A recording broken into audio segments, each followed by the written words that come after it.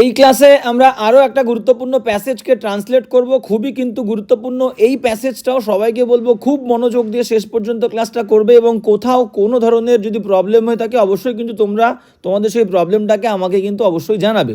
তো first line কি বলছে আমরা দেখে নেব। প্রথম লাইনে কি বলছে দেখো, বলছে যে 93.4 মিটার লম্বা এই স্ট্যাচুটি, এটা একটা অংশ। পরের অংশ কি বলছে, হাতে রয়েছে। হাতে রয়েছে মানে হাতে ধরে আছে বলতে পারি, ঠিক আছে। এবার কি বলছে, একটি মশাল। তাহলে একটি মশাল একটা অংশ, তাহলে ভাঙলে আমাদের কি হচ্ছে। তাহলে দেখো এই বাক্যটা পড়ে আমাদের সেম একই নিয়ম। প্রথমে কি বলেছিলাম, সাবজেক্ট ভার্ব অবজেক্ট থাকলে অবজেক্ট, তা না হলে বাদবাকি অংশ রিমেইনিং আমরা বসিয়ে দেবো। তাহলে সেম নিয়মে আমরা প্রথমে যাব। তাহলে প্রথমে বাক্যটা সাবজেক্টকে, সাবজেক্ট কাজটা কে করছে। 93.4 মিটার লম্বা স্ট্যাচুটি ধরে আছে তার হাতে একটি মশাল। তাহলে স্ট্যাচুটি হচ্ছে সাবজেক্ট। তাহলে আমাদেরকে লিখতে হবে যে এই স্ট্যাচুটি। তাহলে আমরা প্রথমে বলতে পারি যে দিস, এই 93.4, এটা কিন্তু একটাই ওয়ার্ড, 93.4 মিটার টল, এই পুরোটা একটা অংশ এবং এটা হচ্ছে অ্যাডজেক্টিভ। তাহলে দিস 93.4 মিটার স্ট্যাচু, এই 93.4 মিটার লম্বা স্ট্যাচুটি। এবার কি করছে, এবার ভার্ব দেবো, সাবজেক্ট দিলাম। সাবজেক্ট তোমরা হোল্ডসও বলতে পারো বা ধরে আছে ইজ হোল্ডিংও বলতে পারো।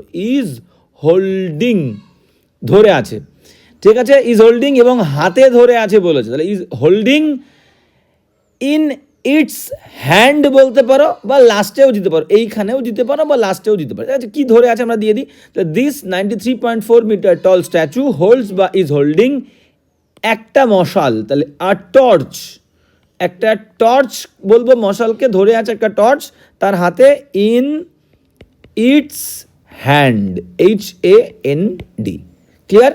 তাহলে হাতে অংশটা কিন্তু আমরা লিখে ফেললাম। আর একবার দেখে নাও, this 93.4 metre tall statue holds বা is holding a torch in his hand. পুরো পরিষ্কার, কোনো সমস্যার কিছু নেই।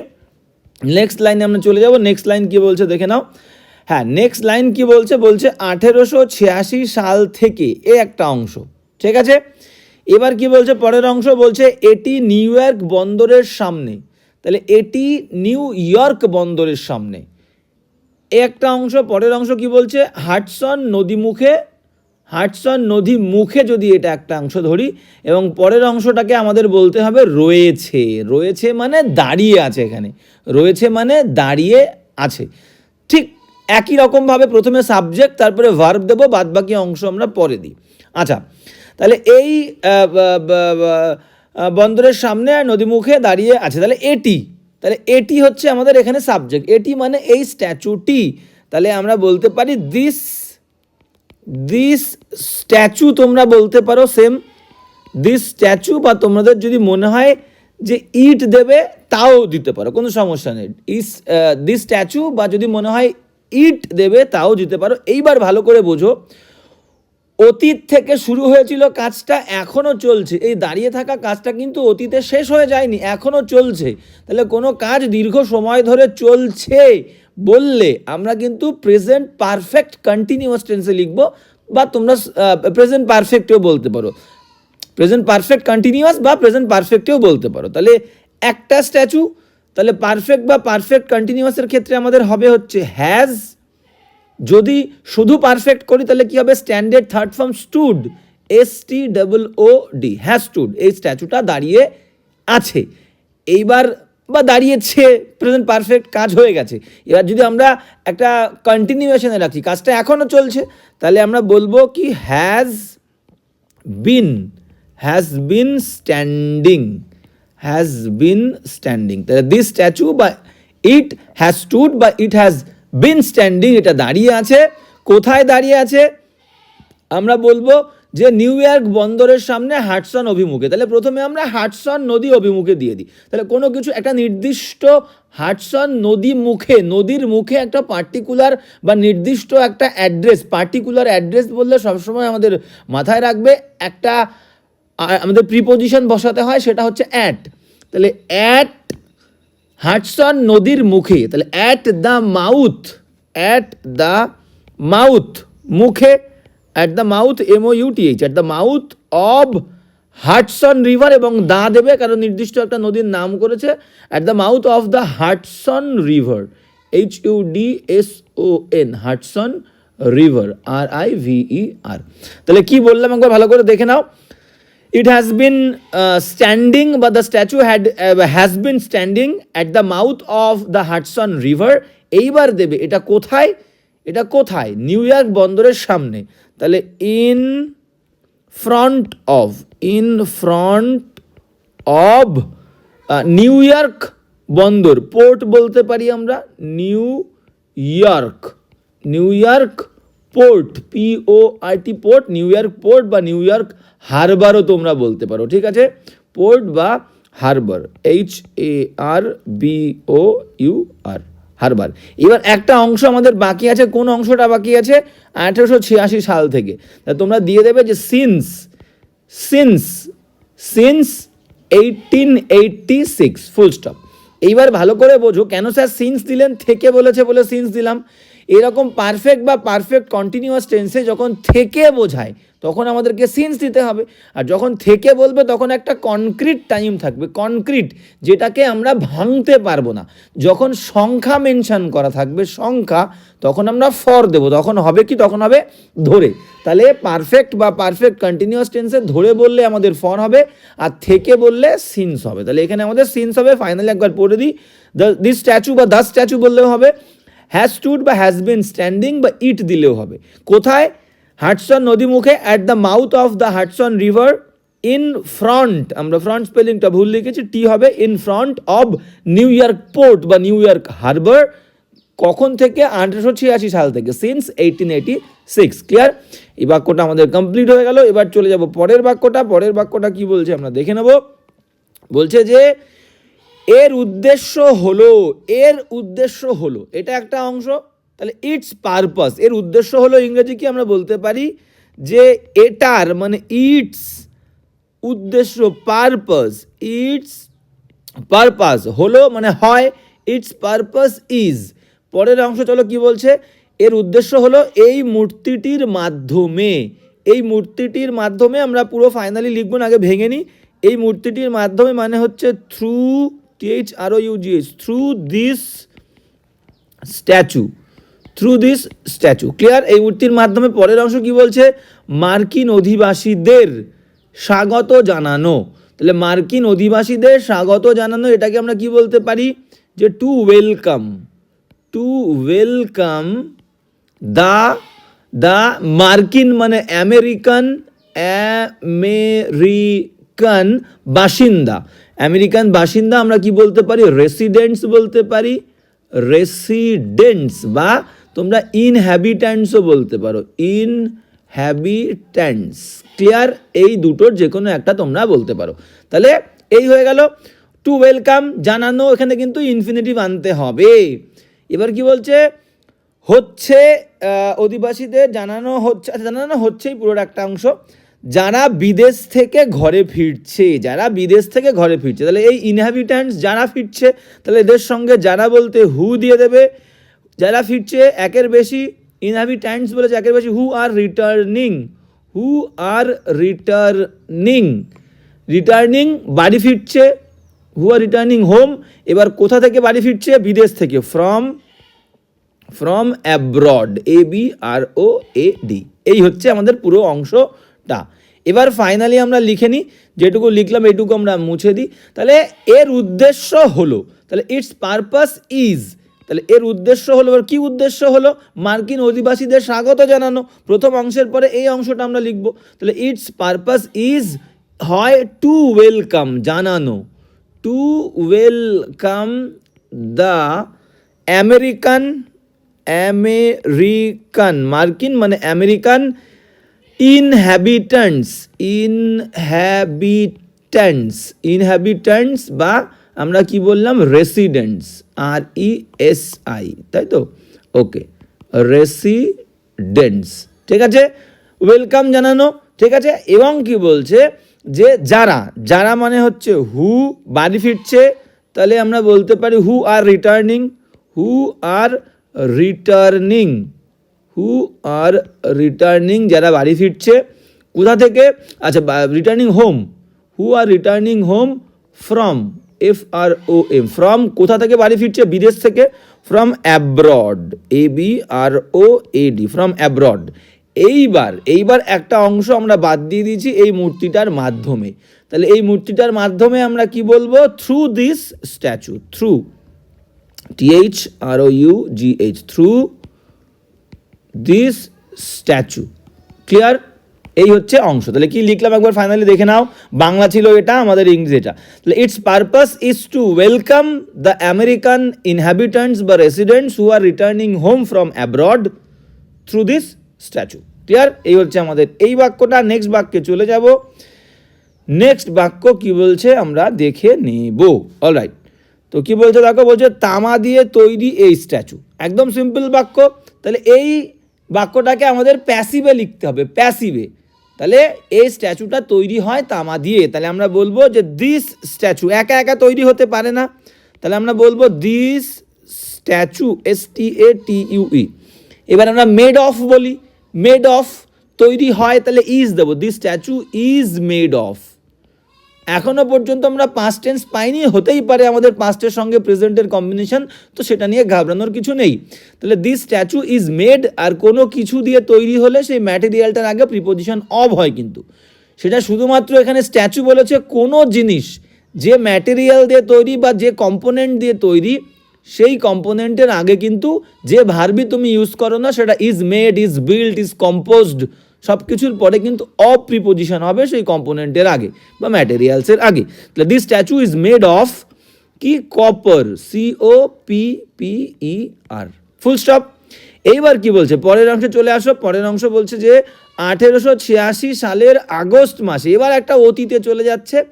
1886 সালের আগস্ট মাসে ফরাসি সরকার তার বন্ধুত্বের চিহ্ন স্বরূপ এই স্ট্যাচুটি উপহার দেয়। তাহলে 1886 সালের অক্টোবর মাসে এটা একটা অংশ।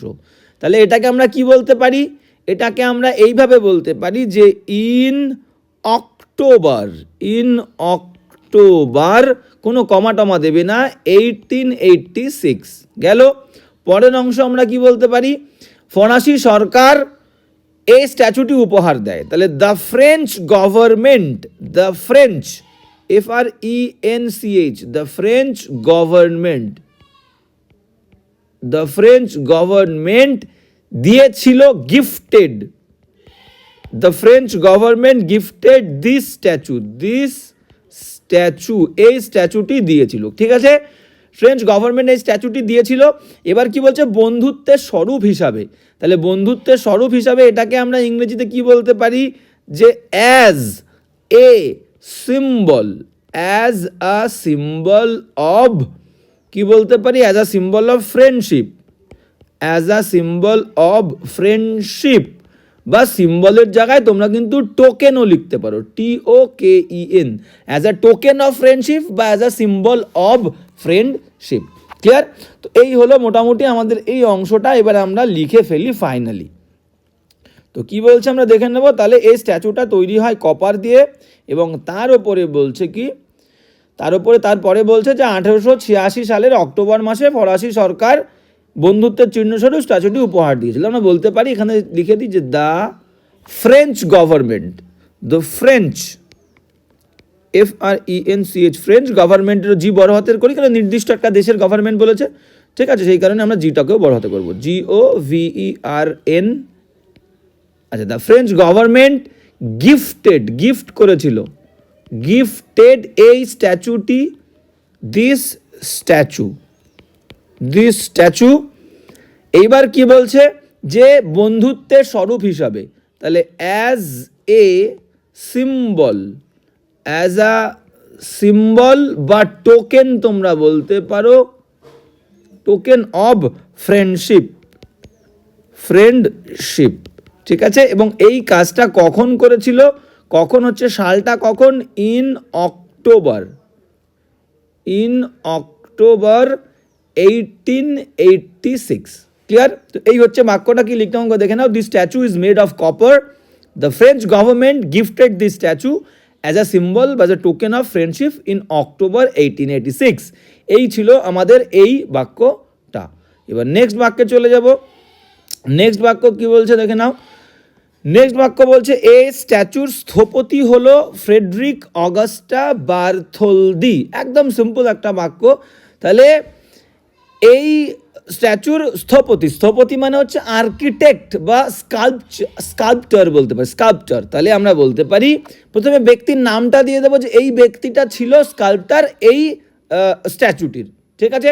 ওকে, তাহলে আমরা প্রথমে নামটা দিয়ে দিই। ফ্রেডেরিক বলেছে আমাদের, ফ্রেডেরিক দিতে হবে, ফ্রেডেরিক।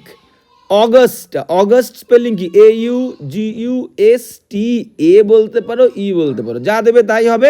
তাহলে ফ্রেডরিক অগস্টা, এবার কি বলছে? বার্থোলদি। তো প্রপার নাউনের স্পেলিংয়ে কোনো ভুল হয় না, এটা মাথায় রাখবা, বার্থোলদি।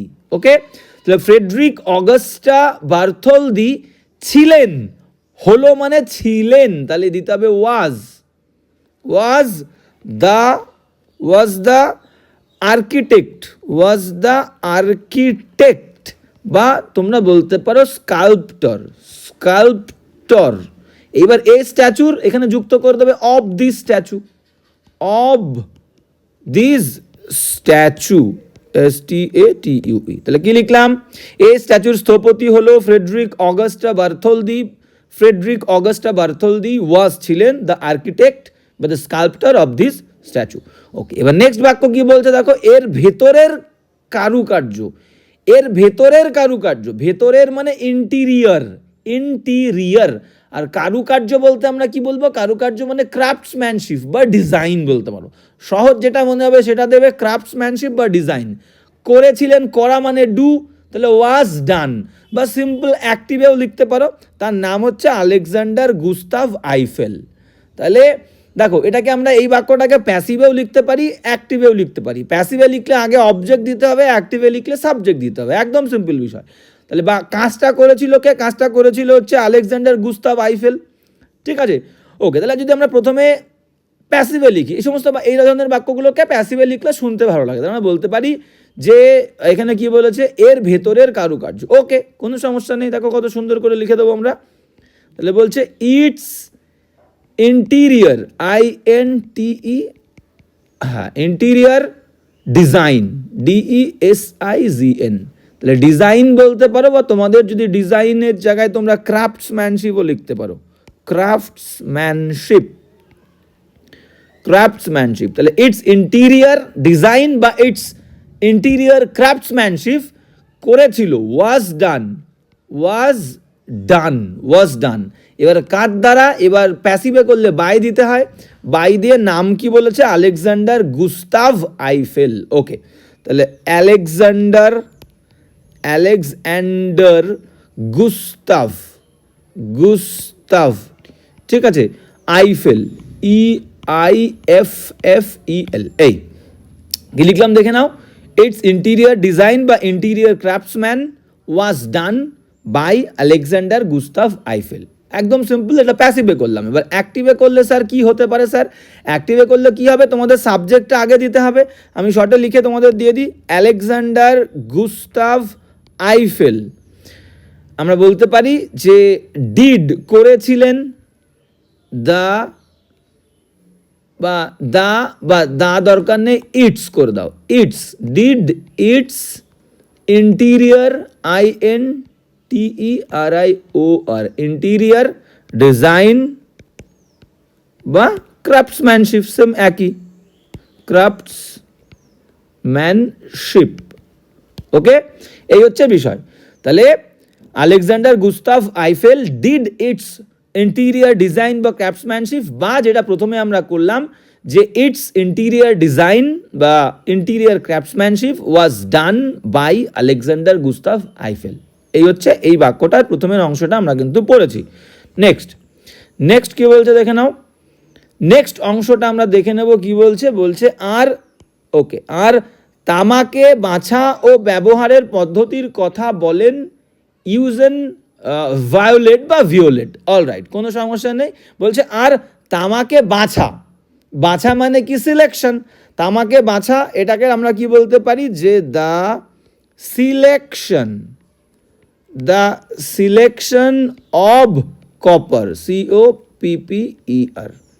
আর আর বলতে স্যার কি, আর বলতে স্যার আমরা অ্যান্ড দেব, আর বলতে and, a and, and the selection of copper and, and ব্যবহারের পদ্ধতির কথা, ব্যবহারের পদ্ধতির কথা বলেন। ব্যবহারের পদ্ধতির কথা মানে কি আমরা বলতে পারি the method of using, the method of its use, the method METHOD, the method of its use, ঠিক আছে। এটার ব্যবহারের পদ্ধতি, পদ্ধতি মানে মেথড বা প্রসেস বলতে পারো, ঠিক আছে, তাও বলতে পারো দ্য মেথড বা প্রসেস অফ ইটস ইউজ, এটার ব্যবহারের, অফ ইটস ইউজ গেল। এবার বলেছিলেন, বলেছিলেন কে, বলেছিলেন মানে এটাকে আমরা সেইড তোমরা বলতে পারো বা সাজেস্ট করেছিলেন বললে বেশি ভালো লাগবে, সাজেস্ট করেছিল, SUGGESTED, সাজেস্টেড, কে বলেছিল, ইউজিন ভায়োলেট, তাহলে নামটা দিয়ে দেবে যে Eugene Viollet, okay, Eugene EUZENE Viollet, VIOLLET, alright. তো এই হচ্ছে কিন্তু এই অংশটা।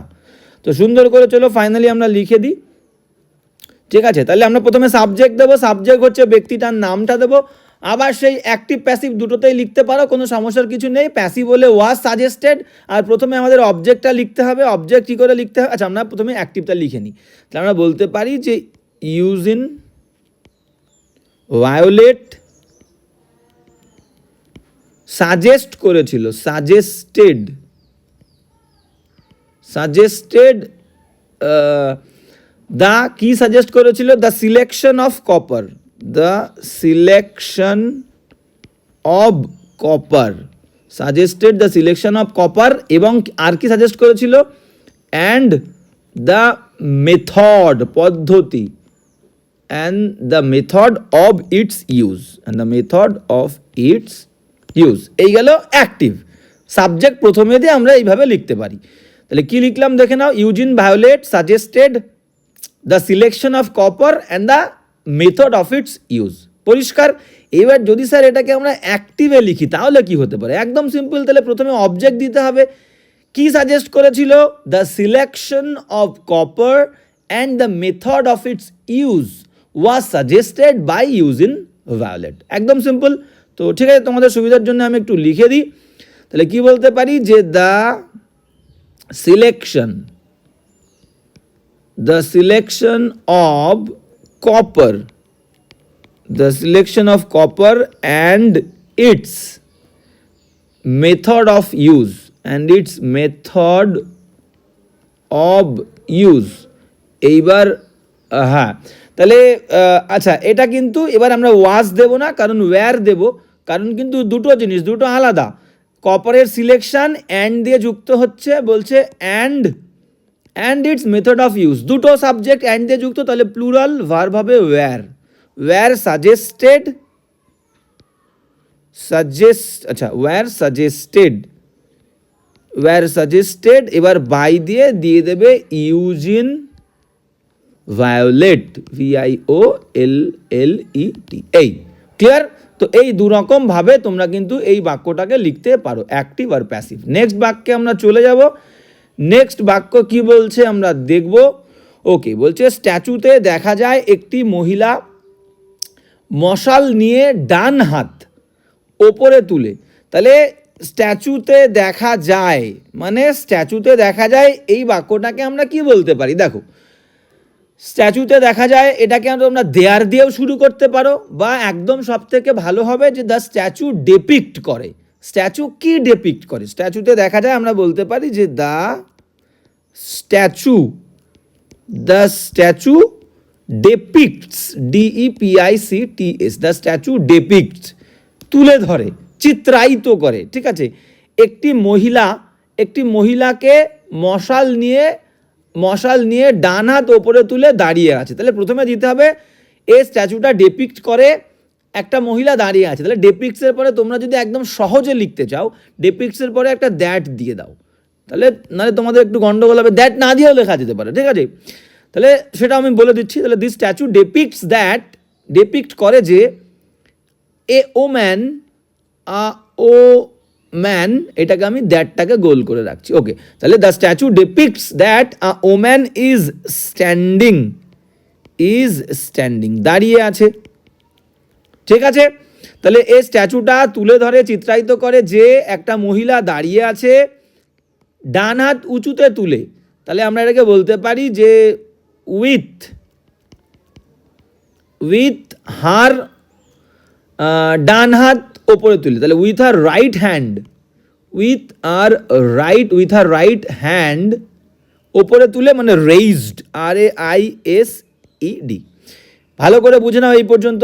দ্য স্ট্যাচু ডিপিক্টস, স্ট্যাচুটা চিত্রায়িত করে দ্যাট যে আ woman is standing with her right hand raised, এবং কি বলছে এখানে একটা কমা দেবে, কমা দিয়ে কি বলছে যে একটি মশাল নিয়ে, তাহলে হোল্ডিং, মশাল নিয়ে এটাকে পার্টিসিপল করব কমা দিয়ে, যে holding HOLDING, holding a torch TORCH। তাহলে প্রথমে দাঁড়িয়ে আছে একটা মহিলা ডান হাত উঁচু করে, সেখানে আমরা দিয়েছি with her right hand raised, comma দিয়ে একটা মশাল হাতে নিয়ে বা একটা মশাল নিয়ে, তাহলে হোল্ডিং বা ধরে, তাহলে হোল্ডিং আ টর্চ, এবং কি বলছে, এবং তার মাথায় একটি 7টি পেরেকের মতো মুকুট, তাহলে একটা মুকুট পরে আছে। অ্যান্ড আমরা এখানে বলতে পারি এবং পরে থাকা কি, ওয়্যার পরিধান করা, অ্যান্ড এখানে হোল্ডিং ধরে আছে টর্চ এবং পরে আছে, অ্যান্ড উইয়ারিং একটা মুকুট, এ ক্রাউন, উইয়ারিং আ ক্রাউন, CROWN। এবারে ক্রাউনটার কেমন ক্রাউন, এখানে উইথ দিয়ে যুক্ত করব। 7টা কিসের বলছে, 7টা পেরেকের মতো মুকুট, তাই তো? তাহলে 7টি একটা মুকুট পরে আছে। এবার এইভাবে এক্সট্রা যুক্ত করতে হলে নাউনের সাথে আমরা উইথ দিই। তাহলে wearing a crown with 7 SEVEN, with 7 nails, তোমরা বলতে পারো নেইলস মানে পেরেক, বা স্পাইকসও বলতে পারো, SPIKES, স্পাইকস। ক্লিয়ার? তো এই হচ্ছে মোটামুটি আমাদের এই বাক্যটা। একবার ফাইনালি তোমাদেরকে দেখিয়ে দিই। আমি আরও একভাবে তোমরা লিখতে পারো, আমি জটিল দরকার নেই, জটিলতার মধ্যে আমরা যাব না। ঠিক আছে, হ্যাঁ, তাহলে আমরা বলতে পারি যে দ্য স্ট্যাচু ডিপিক্টস, আচ্ছা এবার স্যার তাহলে এই জায়গাটাই, আচ্ছা কি লিখলাম একবার পড়ে নিই। The statue depicts that a woman is standing with her right hand raised, holding a torch and wearing a crown with 7 nails and spikes. এবার যদি আমি বলেছিলাম এখানে যদি আমরা দ্যাট না দিই, সেক্ষেত্রে কী হতো, দ্যাট না দিলে এই ইজটা আর দ্যাটটা বাদ যেত। The statue depicts a woman standing with her right hand raised, holding a torch and wearing a crown with 7 nails. তো দ্যাট আর ইজটা দিলে তোমাদের বুঝতে সুবিধা হবে। একদম সিম্পল বাক্য যেভাবে আমরা লিখি, যে চিত্রায়িত করে যে একটা মহিলা দাঁড়িয়ে আছে, present continuous tense, is standing with her right hand raise, তারপরে যা আছে পার্টিসিপল দিয়ে লিখছি। এবার স্যার এই লাস্টের এই বাক্যটা যদি আমরা ওয়ারিং না দিই, যে তার মাথায় একটা মুকুট পরেছিল 7টা পেরেক যুক্ত, এটাকে আমরা কিভাবে বলতে পারি, যে অ্যান্ড এবং তার মাথার ওপরে আছে, এটাকে দেখো এইভাবে আমরা বলতে পারি, যে অ্যান্ড দিয়ে তুমি যদি যুক্ত করো, অ্যান্ড অন হার হেড,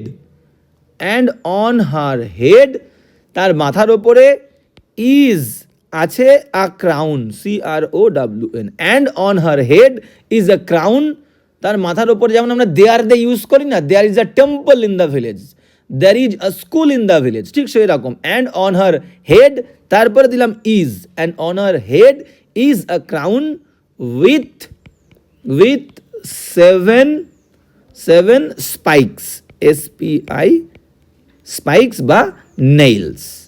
ঠিক আছে, এই হচ্ছে কিন্তু আমাদের বাক্যটা। কোনো ঘাবড়ানোর কিছু নেই, সুন্দর করে আমরা লিখেছি, সব রকমভাবেই আমরা লিখবো।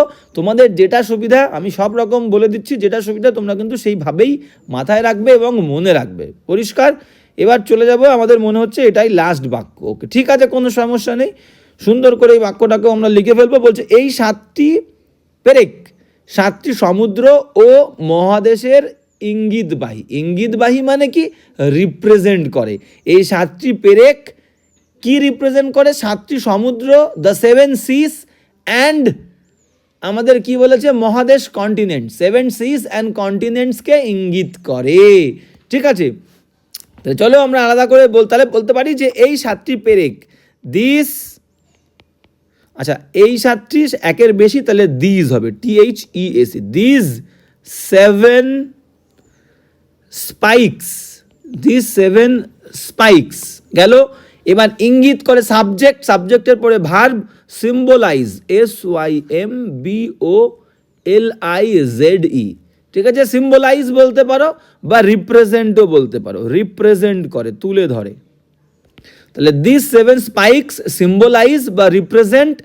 দেখো আমরা কিন্তু এস দিইনি, রিপ্রেজেন্টস করিনি বা সিম্বলাইজেস করিনি, কারণ কি সাবজেক্ট প্লুরাল। এই জিনিসগুলো কিন্তু মাথায় রাখবে, একটু ভুল হয়ে গেলে নাম্বার এখানে কিন্তু কাটা যাবে, এই জায়গায় নাম্বার কাটবে, বানান ভুল হলে, গ্রামারে ভুল হলে নাম্বার কিন্তু কাটবে। সহজ সরলভাবে লেখো, কোনো প্রবলেম নেই, কিন্তু স্পেলিং মিস্টেক, গ্রামার মিস্টেকে কোনো ক্ষমা হবে না, কোনো মাপ হবে না, ঠিক আছে। তাহলে দিস 7 স্পাইক সিম্বলাইজ বা রিপ্রেজেন্ট কি করে, আমরা বলতে পারি 7টা সমুদ্র, represents the 7 seas, the 7 seas SEAA, 7 seas and continents, and continents, continents NENTA, 7 seas and 7 continents। যদি আলাদা করে দুবার দেখো, একবার 7 দিয়েছি মানে পরে আর একবার 7 দেওয়ার দরকার নেই, দুটোই 7টা সমুদ্র এবং 7টা মহাদেশকে রিপ্রেজেন্ট করে। তাহলে দিস 7 স্পাইক সিম্বলাইজ বা represent the 7 seas and continents. 7 seas and continents মানে আমি ওই 7টা সমুদ্র 7টা মহাদেশকে একসঙ্গে বলার চেষ্টা করছি। তোমরা যদি আলাদা করে লিখতে চাও represent the 7 seas and the 7 continents, তাও তো কিন্তু তোমরা লিখতে পারো যে and the 7 continents SEVEN, 7 continents, তাও কিন্তু তোমরা লিখতে পারো, ঠিক আছে, আলাদাভাবেও লিখতে পারো, কোনো সমস্যার কিচ্ছু নেই। এই হচ্ছে আমাদের আজকের ক্লাসটা। কেমন লাগলো অবশ্যই কিন্তু জানাবে, এবং বারবার বলছি খুব সিরিয়াসলি পড়াশুনো করো। এবার থেকে কিন্তু রেগুলারলি খুব সুন্দর করে পরীক্ষা হবে, এবং পরীক্ষার ধরনটাও কিন্তু চেঞ্জ হয়ে যাবে, পরীক্ষার প্রশ্নের কিন্তু গুণগত মানও কিন্তু পরিবর্তন হবে, এবং যে ভালো ছেলে সেই ভালো ছেলেদেরই কিন্তু সুযোগ বেশি, এবং তারাই কিন্তু চাকরি পাবে। তো সেই কারণে মনোযোগ দিয়ে প্রথম থেকে ধীরে ধীরে টুকটুক করে পড়তে থাকো, যাতে পরবর্তীকালে কোনো প্রবলেম না হয় এবং মনে না হয় যে আর একটু ভালো করে পড়লে ভালো হতো, ঠিক আছে। এবং সবাইকে আবারও বলে রাখি যে একদম কমপ্লিটলি কিন্তু দুটো ব্যাচ আমরা শুরু করেছি, ডেসক্রিপটিভ রাইটিংয়ের এবং গ্রামারের ব্যাচ। 2 দিন করে আমাদের ক্লাস হচ্ছে গুগল মিটে, রাত 9টা থেকে ক্লাস, একদম কমপ্লিটলি নিউ ব্যাচ। কোনো রকমের কোনো সমস্যা তোমাদের থাকবে না কোনো জায়গায়, সেটা গ্রামার হোক বা ইংরেজি লেখা হোক, একদম স্বতঃস্ফূর্তভাবে স্পন্টেনিয়াসলি তোমরা লেখা শিখে যাবে, তার গ্যারান্টি পুরো ফুল আমার। যারা যারা ইন্টারেস্টেড বলবো অতি শীঘ্রই কিন্তু নিচে দেওয়া দুটো নাম্বারে আমার সঙ্গে তোমরা যোগাযোগ করে নাও। আজকে এখানেই, দেখা হচ্ছে নেক্সট ক্লাসে।